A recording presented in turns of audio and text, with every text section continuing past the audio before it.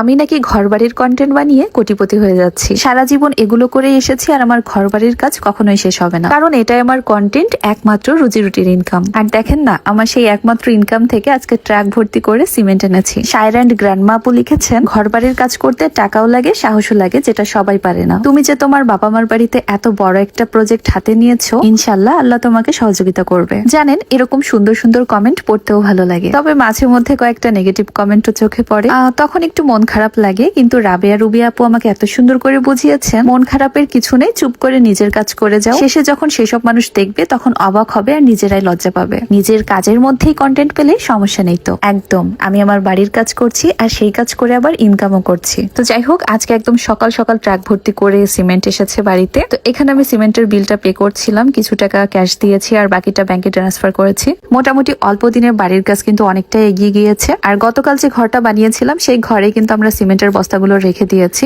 তো যাই হোক, আজকেও আমাদের বাড়িতে প্রায় 13 জনের মতো কাজ করছেন। তো এখন আমি সবার জন্য একটু নাস্তা বানাবো। তো আজকে কি নাস্তা বানাবো সেটা চিন্তা করতে করতে হঠাৎ মাথায় এলো যে গরম গরম সিঙ্গারা দিলে কেমন হয়। তো ডিসিশন নিয়ে নিয়েছি, আর আজকে সিঙ্গারাটা আমি তেলে ভাজবো না।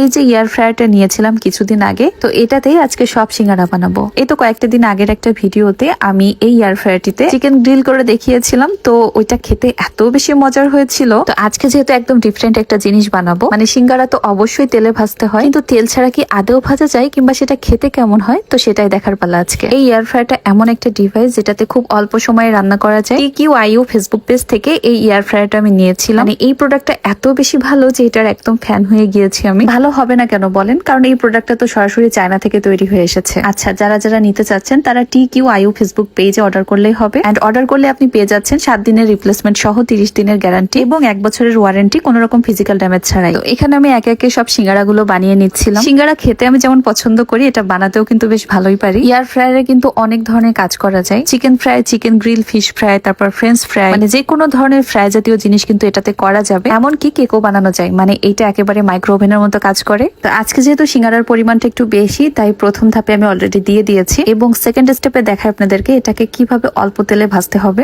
এতগুলো সিঙ্গারাকে ভাজার জন্য দেখেন আমি জাস্ট কতটুকু তেল নিয়েছি। তেল ব্রাশ করে দিলে আরো ভালো হতো, কিন্তু আমার কাছে যেহেতু এখন নেই, তাই হাত দিয়ে সিঙ্গারার গায়ে ভালোভাবে তেলটা মাখিয়ে নিচ্ছি। যারা একটু স্বাস্থ্য সচেতন আছেন কিংবা তেল খেতে চান না খুব একটা, তাদের খাবার রান্নার জন্য এই এয়ার ফ্রায়ারটা কিন্তু অনেক ভালো। যাই হোক, সিঙ্গারা এখন মোটামুটি রেডি। এখন এটা 180 ডিগ্রি সেলসিয়াসে 20 মিনিট ধরে আমি কুক করব। ভেতর থেকে সিঙ্গারাটা দেখতে কিন্তু বেশ ভালোই লাগছে এখন। আর আমি নিজেও কখনো এয়ার ফ্রায়ারে সিঙ্গারা বানাইনি, তাই আপনাদের মতো আমিও একটু এক্সাইটেড এটা দেখার জন্য যে কেমন হয়। তো 10 মিনিট পর আমি বের করে একটু উল্টিয়ে পাল্টিয়ে দিয়েছি। আর তারপর যখন সময় শেষ হয়ে গিয়েছে তখন অটোমেটিক্যালি এই মেশিনটা অফ হয়ে যায়। আর সময় শেষ হবার পরে যখন এটা বের করলাম, তখন সিঙ্গারা থেকে এত সুন্দর একটা স্মেল বের হচ্ছিল। আর দেখেন কি সুন্দর কালার এসেছে। তেলে ভাজলে কিন্তু সিঙ্গারার গায়ে কেমন একটা বাবল বাবল হয়ে থাকে, কিন্তু এই সিঙ্গারাগুলো দেখতে এত বেশি সুন্দর লাগছিল। তো যাই হোক, এখন সবাইকে গরম গরম সিঙ্গারা খেতে দিব। আর বিশ্বাস করেন, এই সিঙ্গারাটা খেতে একেবারে বেস্ট ছিল। তো মজার মজার সিঙ্গারা খেতে খেতে এখন আমি বিদায় নিচ্ছি। কেমন লেগেছে আজকের ভিডিওটা অবশ্যই কমেন্ট করে জানাবেন। ভালো থাকবেন সবাই, আল্লাহ হাফেজ।